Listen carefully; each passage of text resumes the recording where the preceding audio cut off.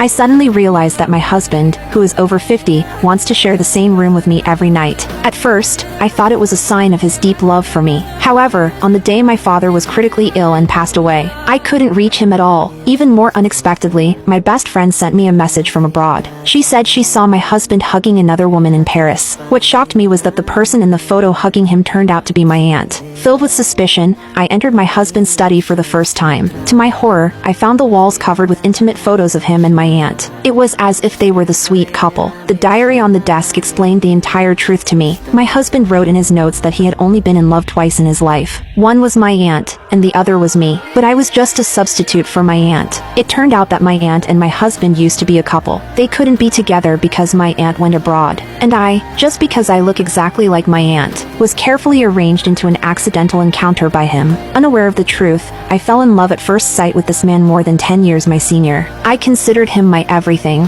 For 3 years after marriage, life seemed happy and blissful, and I even got pregnant. But I never expected that the reason my husband was so eager to have a child wasn't because he loved me, but to make me pregnant as soon as possible with a child that would resemble my aunt. Learning the truth, I felt nothing but irony. I touched the baby in my womb and resolutely decided to leave this house full of lies. The next day, I handed him the divorce papers and the abortion consent form. He signed them without even looking. Little did he know that this day would make him regret it for the rest of his life. After the surgery, I returned home weekly, and my husband didn't notice a thing. He even said gently that he would stay home with me and the baby all week, but he didn't know our child was already gone. Just then, my brother called saying my aunt had returned to the country and wanted to invite the family for a meal. I tried to decline due to physical discomfort, but my husband snatched the phone and eagerly agreed. I knew he was desperate to see my aunt. At the meal, my aunt seemed very surprised to see my husband. She hadn't expected her ex-boyfriend to become her niece's husband. My aunt tried her best to hide their past, but his gaze never left her. During the meal,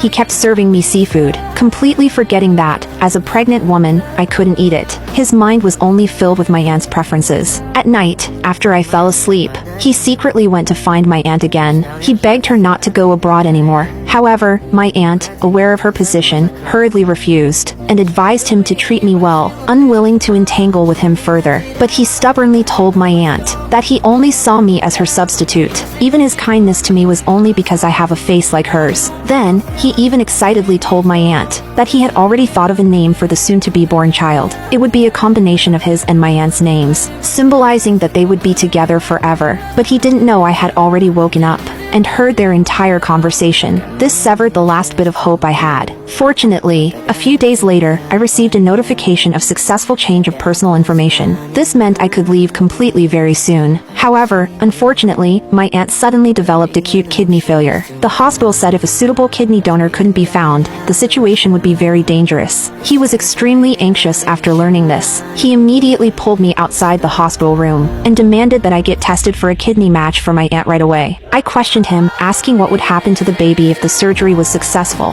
He replied that I am still young, and we can have another child in the future. Although I had expected it, hearing these words with my own ears still filled me with disappointment. But I ultimately agreed to get tested. Not for him, though, but because I genuinely wanted to save my own aunt. However, unfortunately, no one in the family was a successful match. Luckily, the hospital notified us that an anonymous donor was willing to donate a kidney. Just as I was relieved and preparing to go to the hospital, I accidentally overheard his conversation with a friend. That's when I found out that the so-called anonymous donor was actually him. He told his friend he would definitely donate this kidney, not to mention one kidney. Even if it were his heart, he would give it willingly. I didn't expose him on the spot, just silently wished him well in my heart. And to hide this matter, he chose to lie, saying he needed to go on a business trip for a month. Before leaving, he told me to take good care of myself while he was away. I handed him a gift. It contained the already finalized divorce papers and the surgery report, but his mind was solely on saving my aunt. He left in a hurry without even looking.